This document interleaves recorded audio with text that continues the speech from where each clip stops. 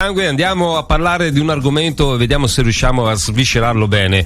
Può il legame tra volontariato e impresa gratuità e profitto generare il valore aggiunto per la crescita della comunità? È una domanda che ci poniamo insieme a Raffaele Avanzi. Buona serata. Ciao, buona serata a voi. Ciao Buona serata a tutti gli ascoltatori. Ciao. Intanto ben arrivato qui tra di noi alle frequenze, le varie frequenze, le radio e TV che trasmettono il segnale di Radio Fa Buon Sangue. Io ho subito una domanda, siccome il titolo è bellissimo, La felicità paga, volevo capire intanto in che cosa consiste questo progetto. Beh, la felicità paga è un festival, è una serie di incontri, un ciclo di incontri che abbiamo organizzato, sono incontri online ed è un festival che va ad approfondire una serie di tematiche che sono, credo, veramente importanti e stringenti in questo periodo. Sono le tematiche legate fondamentalmente al legame fra volontariato, impresa, gratuità, profitto, cioè quanto questo tipo di nuovo modello può generare profitto, può generare valore per tutti quanti.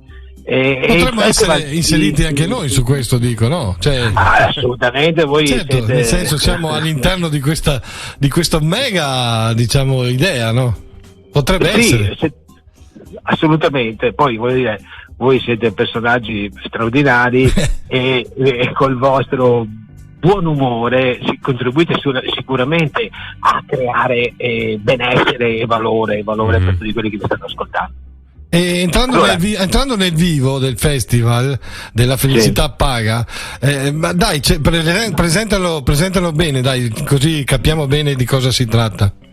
Sì, sono 3 giorni di incontri, sono incontri online, come vi dicevo, e in questi 3 giorni si andranno ad affrontare varie tematiche. Tutte le tematiche però ruotano intorno a quello che ho detto prima, cioè a capire se è possibile costruire e generare valore attraverso le buone pratiche, cioè attraverso le aziende che fanno responsabilità sociale di impresa, attraverso il welfare aziendale.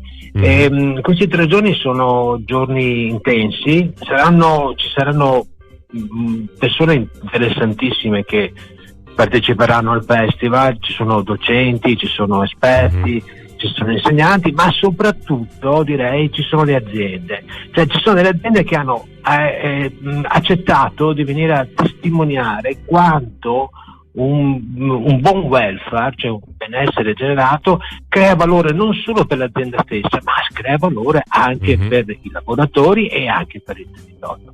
Tant'è che l'anteprima del festival abbiamo cercato di fare una cosa tutta cattedratica, così, no? Abbiamo cercato di fare anche una cosa divertente, per cui l'anteprima del festival è un film. Abbiamo avuto Laura Corino che ha accettato e ci presenterà uno spettacolo teatrale che è Olivetti, bellissimo spettacolo teatrale che ha girato tutta Italia prima del Covid, e che è proprio la storia di Olivetti, di questo straordinario personaggio che per prima aveva capito che il benessere, sto parlando degli anni 60, sì, che generare benessere anche per i lavoratori significava generare benessere per tutta la comunità. Siamo con Raffaele Avanzi, responsabile del progetto Wellness Workers Web di Avis Veneto. Il progetto si svolgerà da mercoledì prossimo, 17, 18, 19 e 20 febbraio. Insomma, per seguire il festival, cosa bisogna fare?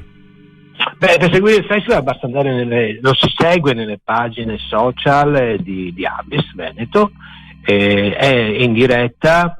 Si può seguire sia in Facebook che in YouTube in diretta sempre. Quindi il 17 iniziate non so se l'hai detto, il 17 comincia alle 18:30, lo spettacolo teatrale, l'anteprima è il 17 mercoledì alle 18:30 con Laura Corino, giovedì, venerdì comincia alle 18, dura circa 2 ore, ogni giorno si alterneranno circa 3 o 4 relatori e 2 o 3 aziende che presentano le loro esperienze. Sabato invece l'abbiamo spostato al mattino perché sabato pomeriggio se no nessuno. Questo lo fate tutto a teatro oppure lo fate in una struttura così? No, non è fatto da nessuna parte, nel senso che è fatto attraverso una piattaforma, sì, che è una piattaforma che di chat online, per cui una piattaforma e tutti quanti si collegano online. Bene, benissimo.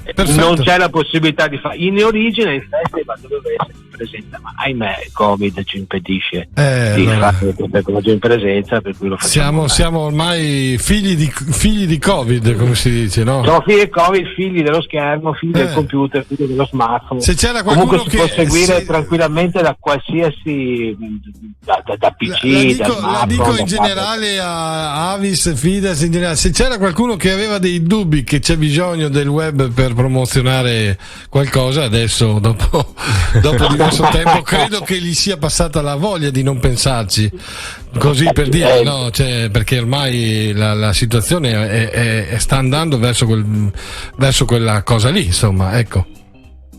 Sì, ormai il web è diventato il canale principale di comunicazione per tutti e il Covid, tant'è che anche nel web, tant'è che anche nel welfare, nelle nuove forme di welfare ci sono e si sta studiando, perché il lavoro da casa, lo smart working, è diventato ormai molto molto utilizzato, molte aziende lo stanno utilizzando e questo crea un'altra serie di problemi che si possono risolvere e anche magari di vantaggi, e noi andremo anche a valutare questi tipi di problematiche all'interno del festival. Noi nell'eventualità, caro Raffaele, noi saremo qui per l'eventuale poi finale del festival, ci verrai a raccontare e poi alla fine di cosa è il risultato finale, insomma noi aspettiamo la tua presenza magari fra un mesetto e ci verrai a raccontare il finale, va bene?